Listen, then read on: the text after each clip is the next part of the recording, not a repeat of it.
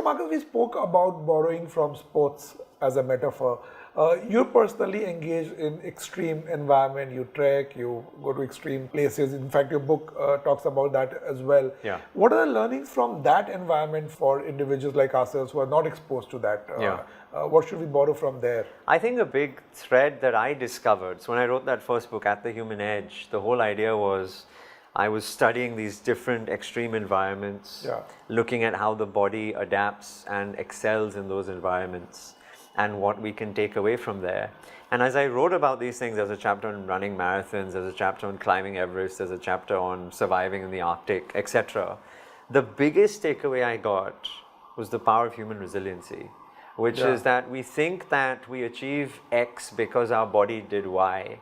It's actually our brain and our mind, its ability to overcome those challenges and allow us to enter a state to achieve those things. And that's why I finished the book actually with a chapter which was never part of the original series, which is called Mind Over Matter, which is that every one of the amazing endurance athletes that I'd interacted with or spent time with or researched, they had the ability for their brain and their mind to take them to places which you and I as mere mortals consider impossible to go to.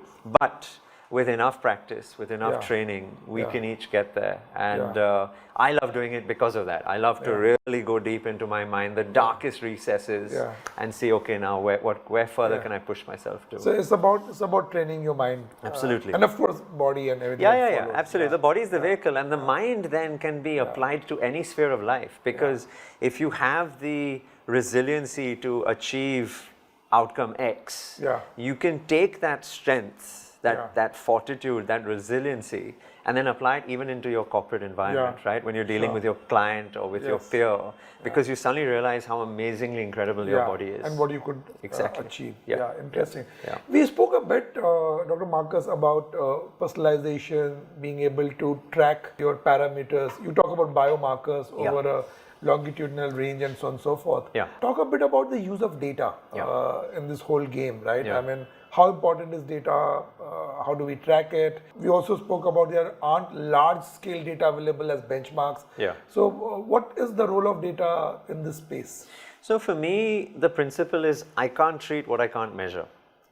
And it goes back to that whole idea of closing the loop. I don't think that principle needs to be in the face of every single person. I'll give you an example. There are some individuals who are highly motivated by seeing their sleep scores, right? You're wearing a ring, I know, which is tracking your sleep, and it'll be available on a dashboard to you, and you can see your metrics, total sleep duration, REM sleep, deep sleep, heart rate variability, all of those things. So there are people, perhaps people like you and I, who when they see that information, they get inspired to be better and to do better and to reinforce that, that behavioral paradigm. Because we're so metrics driven in our minds. Right? Exactly. And then there's the converse. There's another individual who is completely overwhelmed by that data, or they may say, Doc, I wake up feeling refreshed, but my sleep score is showing I slept really poorly, and now I get into this vicious negative feedback loop, right? I either don't trust the data, or I start doing things to sabotage myself.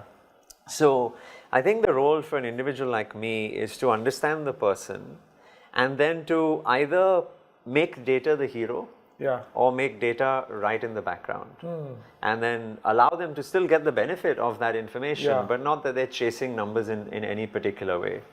So the way I sort of think about interfaces today, and there are so many because there's a huge commoditization with devices, right? There's so many new rings, bands, devices you can strap on. I'm always of the opinion that let data fall to the background. Let the insights, let the inferences, let practicality of what you need to do be the hero. And then if someone wants to dive, they can dive in as deep as they want. But don't scare people or overwhelm them with too much. Too much of it can be dangerous as well. Absolutely.